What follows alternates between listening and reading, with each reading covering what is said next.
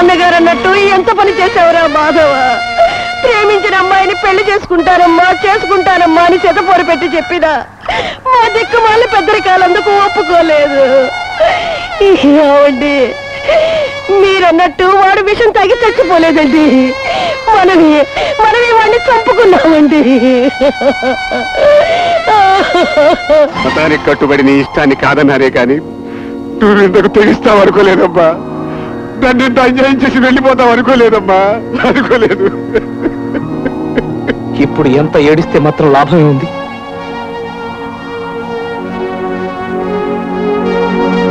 వాళ్ళు ఆత్మహత్య చేసుకుని చస్తే మాత్రం మీదేం పోయింది?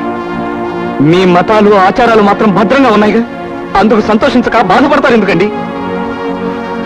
మనుషుల ప్రాణాల కంటే ఆచారాలు ఎక్కువ కాదని తెలుసుకునేసరికి ఇంత దారుణం జరిగిపోయింది.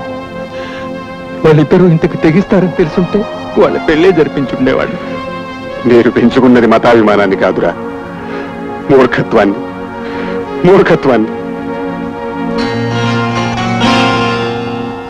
మీలో వచ్చిన ఈ మార్పే కనుక నిజమైతే మీ మూర్ఖత్వాల్లో పట్టుదల్లో వదులుకుంటే వాళ్ళ పెళ్లి చేయడానికి మీరు నిజంగా రెడీ అయితే వాళ్ళు ఈ క్షణంలోనే ఇప్పుడే బ్రతుకుతారు. ఏమిటా? మీ పెద్దవాళ్ల పట్టుదలను మార్చడానికి వాళ్ళు విషం తాగి చచ్చిపోయినట్టుగా తాతయ్య ఈ నాటకం ఆడించాడు. దీనికి కథ, స్క్రీన్ ప్లే, మాటలు, పాటలు అన్నీ తాతయ్య. అయ్యా మాధవాచారి బావ గారు, చేసిన యాక్టింగ్ చాలు, ఇంకా లేచిపోమా, లేచిపో. నువ్వు మరీ అలా బీసిపోయావంటే ఓవర్ యాక్టింగ్ అయిపోతుంది మాధవాచారి. లేవయ్యా, లే లే. మాధవాచారి సద్దనం తినట్టున్నాడు, నిద్రట్టేసింది. మన డ్రామా గ్రాండ్ సక్సెస్, మీ యాక్టింగ్ కూడా సూపర్. మీ పెళ్లికి మన పెద్దవాళ్ళు ఒప్పేసుకున్నారు. ఇంకా ఎండలో పడుకోవడం ఏం బాగాలేదమ్మా, మాకే నెత్తికాలిపోతుంది. లేమ్మా, లే. లేమ్మా కరుణ, లేమ్మా, లేరా కరుణ, లేమ్మా, లే. కరుణ, ఏమిటమ్మా ఇది? నువ్వు ఇంకా లేవరా, లే.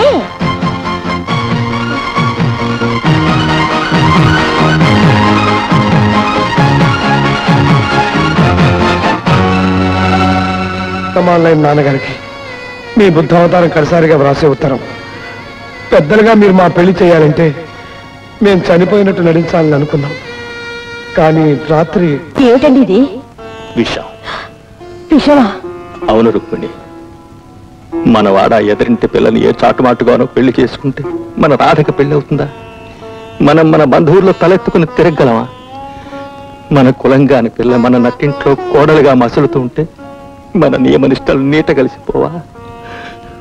పోని వాడంతగా ఆ పిల్లే కావాలని పట్టుబడితే మనందరం ఇంత విషం తాగి వాడికి అడ్డు తొలగిపోవడం మంచిది.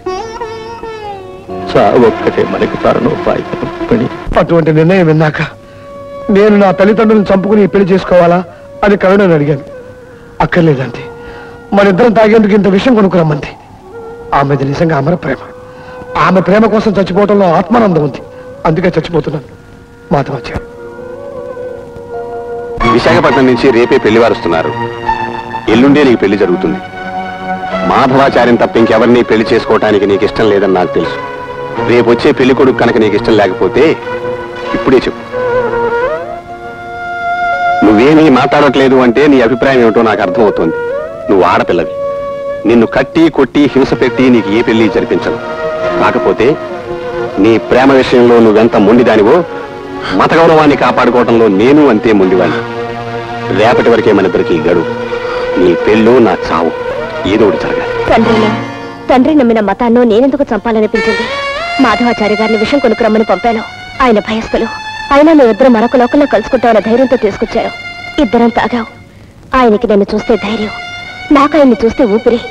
ఇద్దరం పోతున్నాం. కరుణ,